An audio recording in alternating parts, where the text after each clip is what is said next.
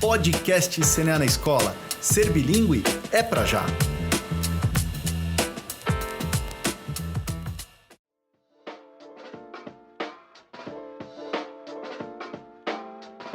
O ano de 2020 já entrou para a história com a pandemia do novo coronavírus. Além de todas as questões que envolvem saúde, segurança e economia, vimos uma corrida do setor educacional para se ajustar à realidade do isolamento e do distanciamento social, buscando manter suas atividades da melhor forma possível. Muitos especialistas já disseram que este é um momento, sem dúvida, de um grande divisor de águas. E para falarmos sobre isso, estamos aqui hoje com dois craques na educação à distância e no uso das tecnologias digitais para o ensino e aprendizagem. Renata Conde de Souza e Renato Canho. Eu sou Keila Prado, editora e consultora de comunicação, formada em letras pela USP e convido você para estar com a gente nessa troca de ideias.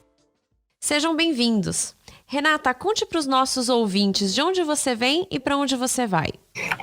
Então, olá, tudo bem? Eu sou uma pessoa que comecei na escola de idiomas, então eu venho da escola de idiomas. E ao longo da minha trajetória eu percebi que havia uma necessidade de formações específicas para a própria atuação na escola de idiomas. Era um momento em que a gente estava passando da fita cassete para o CD e do CD para o computador, e de repente não tinha mais laboratório de idiomas, tinha laboratório multimídia, então era um momento de muita mudança já na maneira como se enxergava o ensino de inglês na escola de idiomas, e aí isso me levou a buscar especializações nas áreas de tecnologia, educacional, na própria área de educação, e aí com a sequência eu fui para mestrado, para doutorado, e aí essa formação me levou, né, direcionou meu caminho para escolas regulares, escolas de educação básica e para o ensino superior. Então eu venho de escolas de idiomas e estou hoje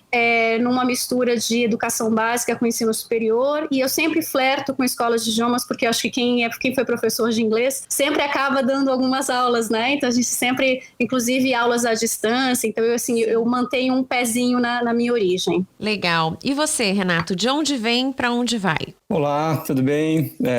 Um prazer estar aqui. A minha carreira toda é construída em torno de negócios na área de conteúdo, educação e negócios, né, de inovação.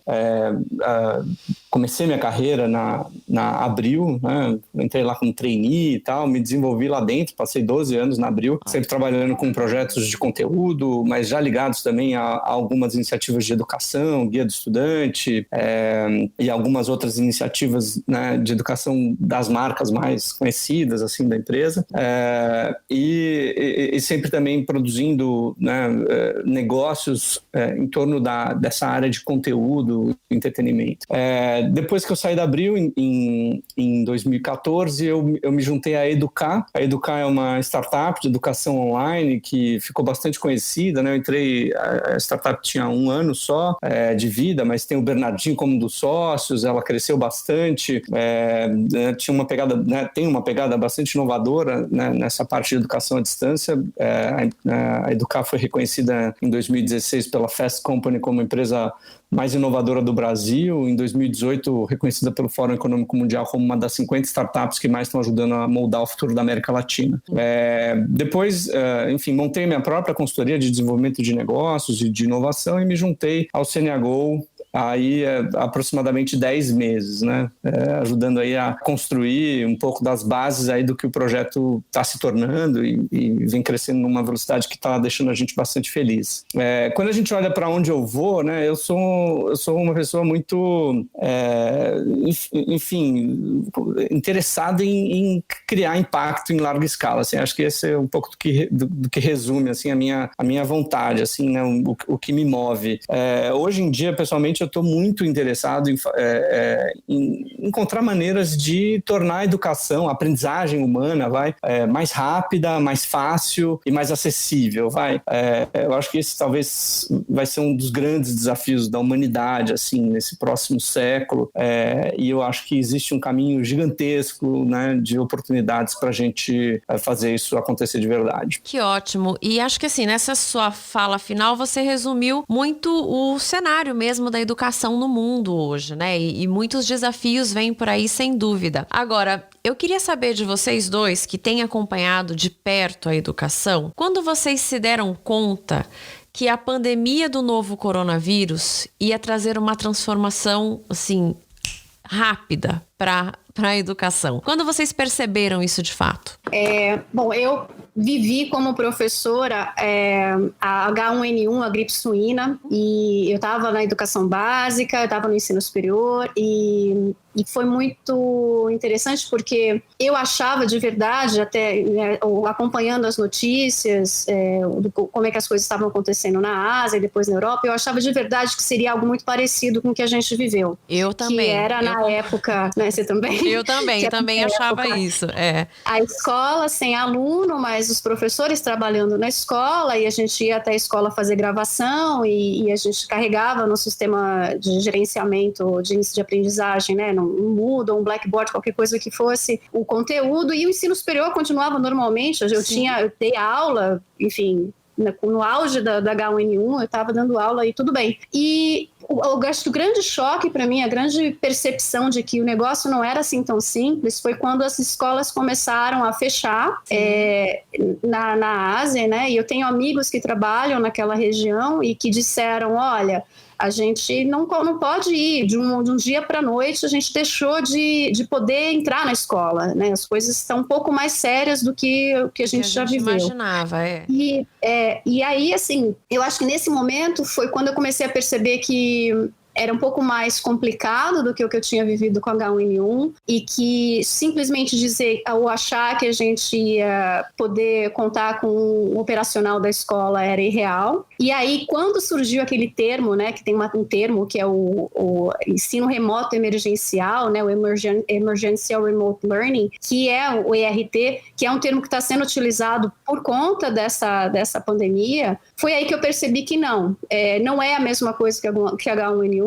O que a gente conhece não cabe, não dá para a gente simplesmente achar que dá para fazer uma adaptaçãozinha, não dá para a gente achar que simplesmente carregar o conteúdo digital do livro, enfim, né, vai funcionar do mesmo jeito. E aí, quando tivemos as paralisações no Brasil, e eu, como pessoa que trabalha na educação básica, né, eu sou coordenadora em uma escola e trabalho como professora no ensino superior, e tive as minhas aulas canceladas, as minhas suspensões, tive que passar a trabalhar em casa, e eu vi que não dava para simplesmente achar que pegar alguma coisa do EAD eu conseguiria reaproveitar, não dá para reaproveitar, eu tive que sentar e repensar as minhas aulas, repensar o currículo, repensar conteúdo programático e interação com os alunos. Foi aí que eu tive certeza que o que a gente está vivendo é diferente. E daqui para frente, eu acho que a gente vai ter que repensar uma porção de coisas. E você, Renato, quando que caiu a ficha de que a pandemia era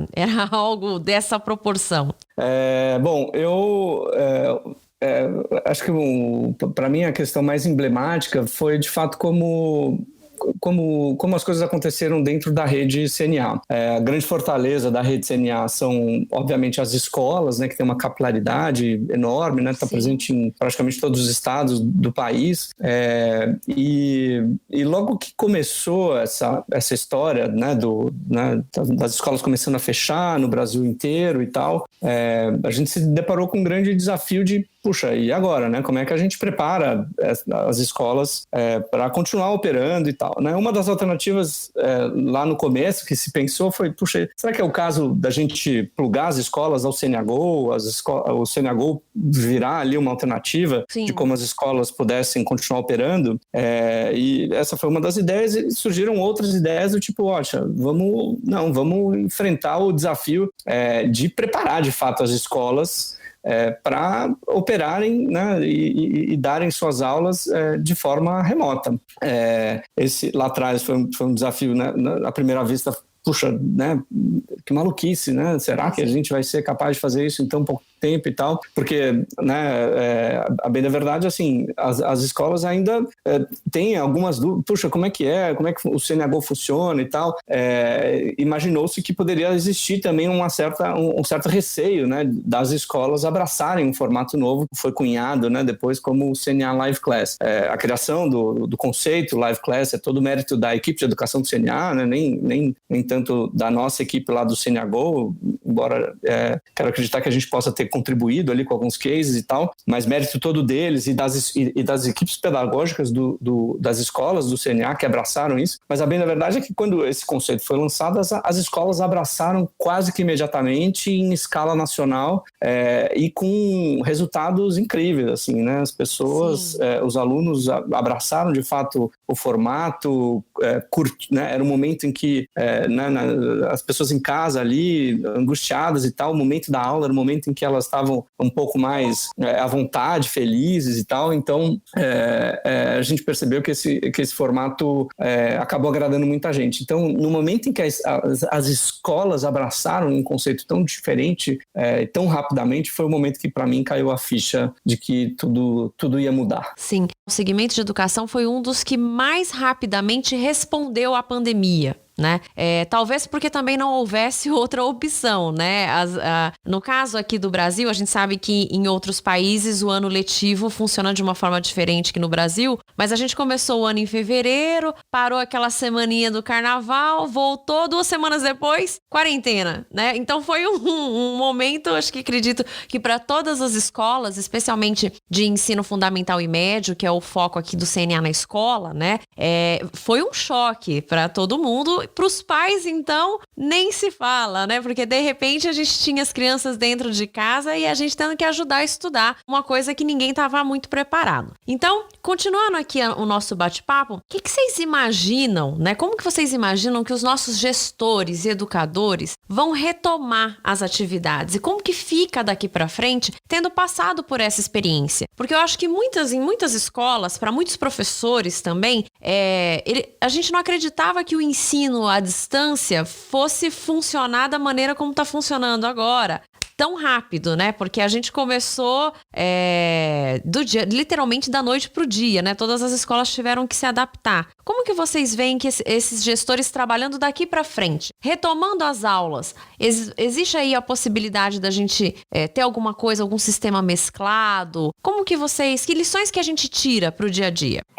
Eu acho que a primeira coisa que a gente tem de perceber, e aí eu falo a gente como sociedade, né, é a questão da valorização do papel do professor. Eu acho que todo mundo percebeu que sem o professor, sem aquele que vai lá, arregaça as mangas, né, e digita loucamente, grava loucamente, né, as coisas não teriam funcionado. Então eu acho que isso, para mim, leva a uma percepção da necessidade de uma capacitação mais regrada do docente na utilização de tecnologias, definitivamente, a uma visão do gestor de ter o aporte de tecnologia na sua instituição. Então, existem escolas que estavam com equipamentos, não só, né, o físico, mas também essa ideia de recursos digitais muito ultrapassados, não tinham investido em sistemas de gerenciamento de aprendizagem, como alguns que eu já mencionei. Então, teve acho que uma questão, eles perceberam que sem isso não conseguem trabalhar.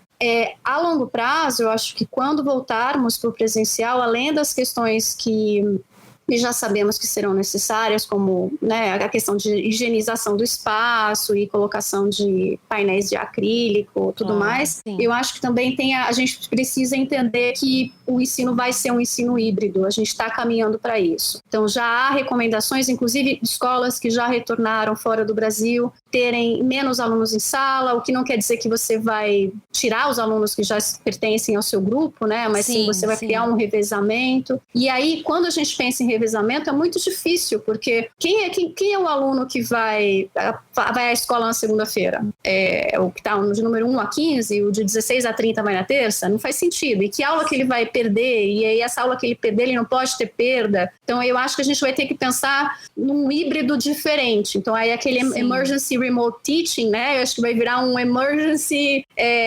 face-to-face teaching, porque a gente vai ter um outro modelo diferente daquele que a gente já enxergava. Achar que aquilo que a gente faz à distância, as ferramentas que a gente usa no remoto, a gente vai simplesmente poder replicar, também não acho que vai funcionar. Sim. A gente vai ter que encontrar um outro caminho. Então, eu diria que, sim, respondendo a sua pergunta, a gente tem que ter a visão para os gestores. Eu entendo que seja investimento em formação, em capacitação, em equipamento, e aí, acima de tudo, em saúde mental, porque a gente sabe o estresse que essa situação toda gerou para todo mundo por conta da pandemia, mas também por excessos de trabalho para os professores, para a coordenação pedagógica, para o diretor e para os alunos. Sim. Então, uma coisa é ficar sentado em sala 7 horas, 7 aulas, né? E fazer enfim, as coisas ali. Você levanta de vez em quando, você fala com alguém e outra coisa completamente diferente é ficar refém da tela do computador. É verdade. E você, Renato, o que você imagina? Quais lições você acha que a gente tira para o dia a dia?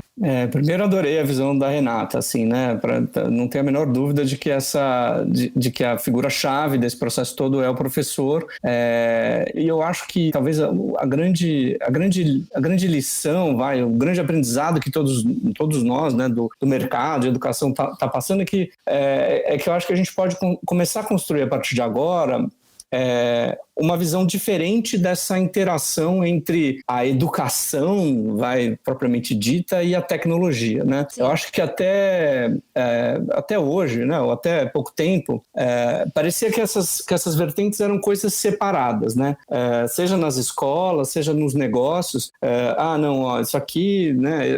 Esse aqui são os engenheiros lá que estão querendo vender equipamento aqui para minha escola. Verdade. Isso aqui não é coisa de professor, isso aqui, né? Estão querendo, são as empresas grandes que estão vindo com essa visão tecnológica pelo equipamento, pelo hardware e tal, como se fosse uma coisa, né? E o educador falando, não, ó, isso aqui é a minha visão de educação, a gente tem esse jeito de fazer e tal. Eu acho que essa experiência que a pandemia acabou nos trazendo foi a possibilidade de entender que, não é a educação de um lado e a tecnologia do outro, né? A solução talvez esteja, de fato, na convergência entre as duas, uma apoiando o outro, né? Tem uma discussão falaciosa que chega a ser bizarra, na verdade, que é aquela coisa, a tecnologia vai substituir o professor. Pelo contrário, né? Isso a gente acabou de mostrar, né? Todas essas experiências estão mostrando que é exatamente o contrário. A tecnologia, dando o apoio para o professor, pode fazer com que ele seja mais produtivo, mais eficiente, mais assertivo nas colocações que ele traz, né? Eu vejo, né, muitas vezes numa sala de aula convencional, tem uma quantidade enorme de dados que está sendo gerada ali, né? Da interação entre as pessoas, da performance de cada um individualmente, mas né, da interação que ele tem com os materiais didáticos que estão à disposição deles, mas muitas vezes esses dados, né, no nosso modelo mais tradicional, eles não são captados, né? Então, imagina agora que a tecnologia começa a oferecer a oportunidade da gente captar esses dados, entender individualmente a performance de cada um. Isso para o professor, né, pode ser uma ferramenta de um impacto brutal assim, na performance que a gente vai ter, tanto da capacidade dele de transmitir conhecimento e estimular com que essa aprendizagem aconteça nos alunos, mas também, enfim, de catalisar como aquele grupo de alunos pode se desenvolver ao longo do tempo, né? Então, Sim. Eu acho que essa vai ser o grande aprendizado, né? Não é a educação de um lado, a tecnologia do outro, mas a convergência entre elas que vai ser o grande diferencial daqui para frente, na minha opinião, claro. Sim. Bom, nas últimas semanas eu conversei com alguns professores, especificamente professores de inglês, né? De escolas regulares, né? De ensino fundamental e médio. E muita gente relatou isso, né? Essa questão que o Renato vinha falando, da convergência de tecnologia com o professor. Uma coisa não vai eliminar a outra, né? Por algum tempo, talvez algumas pessoas pensassem que a tecnologia poderia substituir esse profissional. Nesse sentido, eu queria perguntar especificamente para a Renata, você que tem uma grande experiência aí com tecnologias aplicadas à educação, como que você vê esses recursos aplicados na sala de aula, seja ela física ou virtual, nessas diferentes faixas etárias, nesses diferentes públicos que o professor tem? A gente está vivendo um momento bastante curioso, né, em termos de tecnologia educacional, porque até pouco tempo, assim, tecnologia educacional tudo muda muito rápido, né? Então, até pouco tempo a gente chamava de tecnologia interativa e agora a gente fala que é tecnologia colaborativa e agora neste momento a gente fala que é interativa e colaborativa e emergencial, então a gente só está acrescentando a tecnologia. Sim. Então, o que a gente percebe, e aí até colaborando com o que você colocou, é que são aprendizagens muito diversas. Então, a gente tem professores com um nível de familiaridade muito raso e outros geniais, né? Outros que já estão, assim, no nível de programação, né, sabem, todos são youtubers. A gente brinca, né, bastante que tem professor que está virando youtuber. Sim, sim. E a gente tem alunos também com essas habilidades. O que a gente não pode deixar de lado é que isso tudo é formação, isso é aprendizagem. Ou seja, se eu, como professor, nunca utilizei nada na minha aula e, de repente, eu sou obrigada a ter a minha aula inteira centrada em tecnologias, eu vou sofrer por vários âmbitos, né? Sim. O primeiro dele vai ser como é que eu dou a minha aula, o que eu faço com isso tudo. Então, vai ter gente se atrapalhando. O que eu tendo a dizer para os professores não faça o mais difícil, o mais simples é o melhor que você vai fazer. Sim. Sabe, aquele feijão com arroz? Porque o que o aluno quer é a sua aula. Você não precisa criar um ambiente pirotécnico em que vai ter vídeo, jogo, slide, interação no quadro, tudo ao mesmo tempo. Tenha calma, inclusive porque a gente for pensar, né, vocês, professores, vão ter de usar esses artifícios todos ao longo de pelo menos mais uns 2 meses.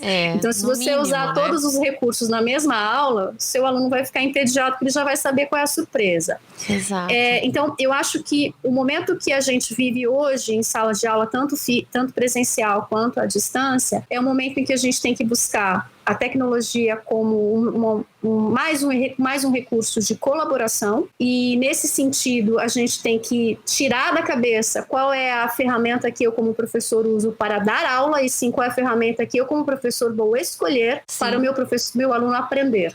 A gente tem que mudar o foco do professor escolher para lecionar e passar a ter o foco do o que o professor seleciona para que o aluno aprenda melhor. Então, o foco tem de ser no desenvolvimento de conhecimentos, de aprendizagens, de resolução de problemas. E aí, com isso, a gente tem que cuidar para não banalizar o uso de certos recursos, como, por exemplo, gamificação, né? Ter jogo, Kahoot, todas as aulas. Você vai banalizar o processo. Ou ter uma aula online com jeitão de palestra. Poxa, a gente não está mais vivendo essa aula tradicional em que só o professor fala, sim, né? Então, como é que a gente cria essa interação? E isso tem muito a ver com a faixa etária que você comentou há pouco, né? Então, a criança de 4 anos de idade, ela está acostumada a sentar em roda para começar a aula. É verdade. Ela vai interagir com a professora, com a lousa, com o espaço, com o passarinho que vai passar na janela, que o professor vai perguntar, e o que passou agora? E ele não tem mais isso. Então, se a gente não considerar esses aspectos, né, de que não é para dar uma palestra, não é um canal de televisão que só se assiste, e a gente consegue ajudar o aluno a aprender melhor. E isso, de verdade, a gente está falando de 4 anos, mas se eu pegar alunos de 17, 18, ou alunos que estejam na faculdade, é a mesma coisa. Sim. A gente não vive mais, felizmente, né? A gente não vive mais esse mundo da aula tradicional em que só o professor fala. Para isso eles assistem uma palestra online, né? Para isso eles abrem o YouTube e assistem um filme. Exatamente. Renato, você tem uma experiência grande com tecnologias, né? Como que você vê isso, né? Como que você acha que o professor pode usá-las nesse dia a dia com essas dificuldades etárias que eu comentei? Perfeito. Muito legal. Eu concordo totalmente com essa visão da Renata de que o nosso negócio, né, a nossa missão não é ensinar, né? A nossa missão é fazer o outro aprender. Parece só uma questão, um jogo de palavras, mas não é. É absolutamente verdade isso.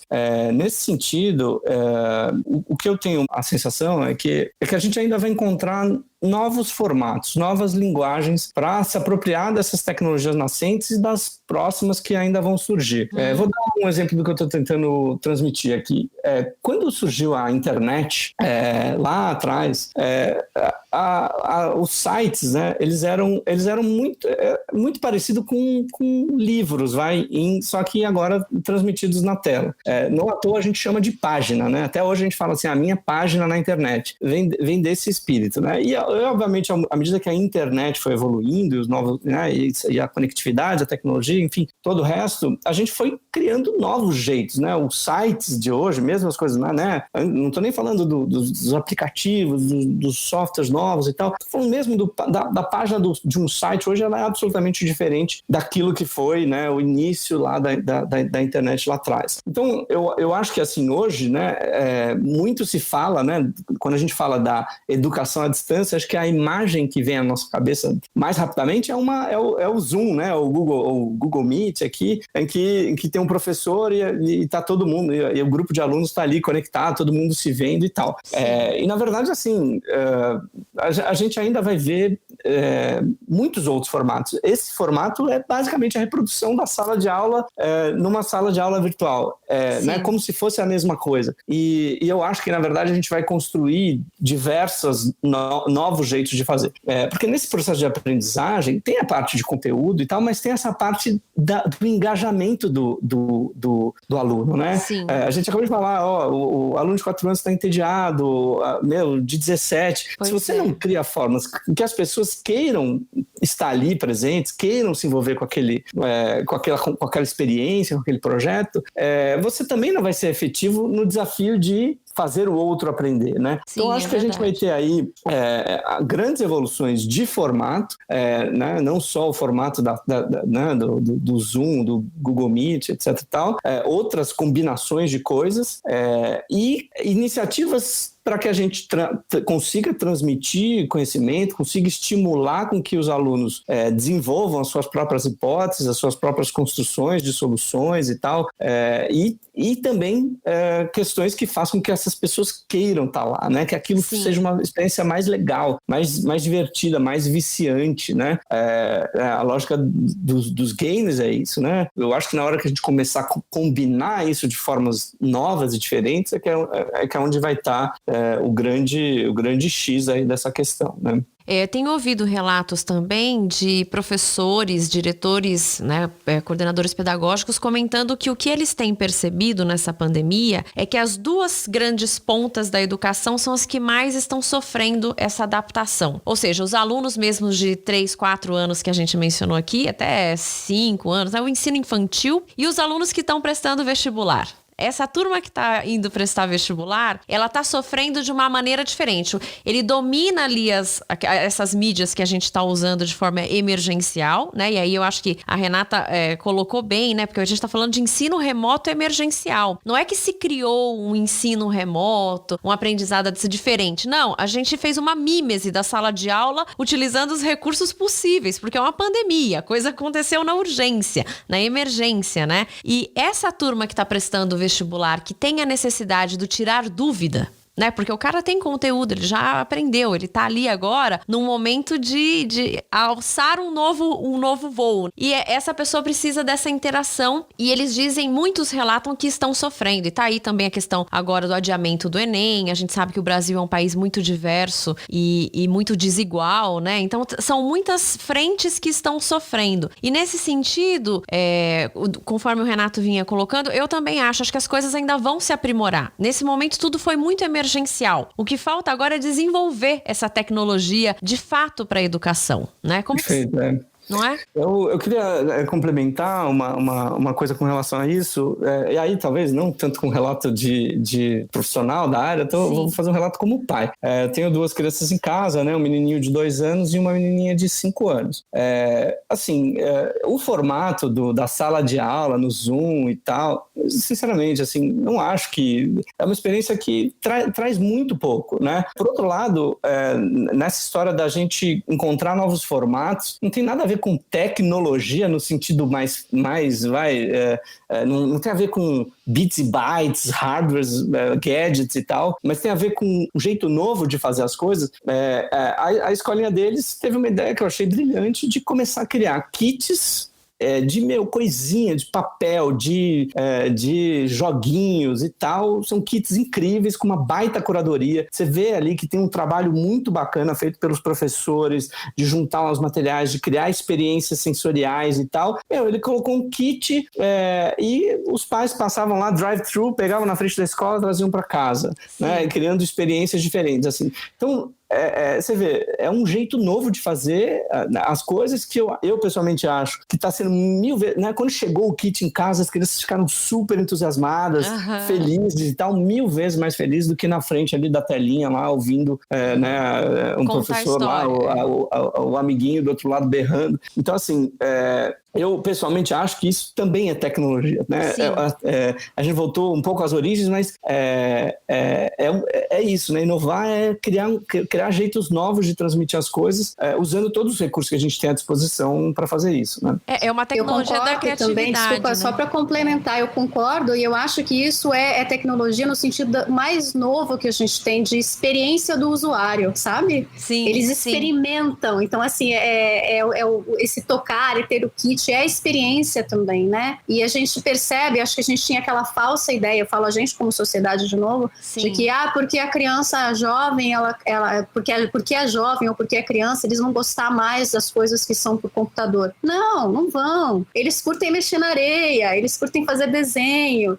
Então, porque é uma experiência. Então, eu acho que isso tem a ver com tecnologia. Eu concordo totalmente com o Renato. Não, é legal. Eu até ia perguntar mesmo isso para você, Renata, porque nessa coisa da experiência, né, existe aí uma criatividade que o professor precisa deixar fluir também, né? Sem se limitar àquele conteúdo programático que, às vezes, o que eu senti também de muitos professores, você tem uma grade curricular para cumprir num ano. A gente já está aí no 3º mês de quarentena. Existe uma certa aflição dos professores, especialmente do ensino fundamental e médio, de falar, eu tenho aqui que cumprir o meu conteúdo programático, tenho aqui que dar conta da BNCC. Gente, é uma pandemia, um cenário, né? A gente não tem um monte de coisa. Nós estamos nos adaptando da melhor forma possível, dando o melhor de si, né? E aí, nesse sentido, acho que o professor, ele tem que ousar, né? E de repente voltar, como disse o Renato, vamos voltar pro básico, né? Vamos fazer dobradura, né? Para uma criança de 4 anos, isso é o bacana. E além disso, eu acho que o voltar pro básico, ele é importante, porque na verdade a gente só inova porque a gente não abandona as coisas, né? A gente recupera o tempo inteiro. Então, vamos pensar em aulas de inglês, por mais que hoje em dia a gente não faça drilling, a gente não faça as repetições, tem um momento da aula em que você vai fazer isso. Por quê? Porque precisa, porque você sabe que funciona, faz parte. Mas você não vai fazer uma aula só disso. Por quê? Porque você aprendeu, você tirou o melhor que existia daquele momento histórico, né, e educacional, e você adapta ao momento que a gente vive hoje e ao aluno que a gente tem hoje. Então, eu acho que nisso tudo, o que a gente não pode perder de vista é quem é o nosso aluno. E ninguém melhor do que o professor para saber quem é o aluno. Ninguém melhor do que o professor para dizer, sim, esse kitzinho aqui, essa sacolinha que a gente vai mandar vai funcionar melhor do que aquele aplicativo que você baixou na store qualquer que seja. Verdade. Então, sim, o professor, ele sabe. E é uma pena, você comentou no início, né? A gente teve nada de tempo de aula presencial. Pois é, então, esse ano... toda essa questão do rapport, né? Essa questão da interação, da formação de laços, né? Entre os alunos e os professores, ficou muito sensível. Então, se é uma criança que começou a educação infantil agora, ela não tem nem tempo de se adaptar, né? Porque foi um mês de aula. Pois é. E aí... como pensar o aluno do ensino médio, que você comentou, dos 17 anos de idade, ele está saindo da escola, ele precisa desse laço também, pois né? Por mais que ele conheça. Então, sim, por isso que eu comentei da saúde mental, né? A gente tem que cuidar, e também isso também é voltar um pouco no tempo, né? Parar para perceber que a escola não é só o conteúdo, e que não existem obrigatoriedades, sim, mas existem modos de se fazer, existem ajustes possíveis, e preciso pensar no atitudinal, no socioemocional, não como um elemento do currículo, mas como algo real que precisa acontecer na escola. Esse bate-papo está muito bom, né, gente? Mas a Keila vai continuar conversando com o Renato e a Renata sobre ensino à distância na segunda parte desse episódio. Não perca! Perdeu algum de nossos episódios? Então entre no Spotify ou no YouTube, ouça, siga e fique por dentro de tudo que acontece no mundo bilíngue. Podcasts CNA na Escola, ampliando o debate sobre educação para além da sala de aula. Você ouviu mais um podcast CNA na Escola, o ensino de inglês com voz própria.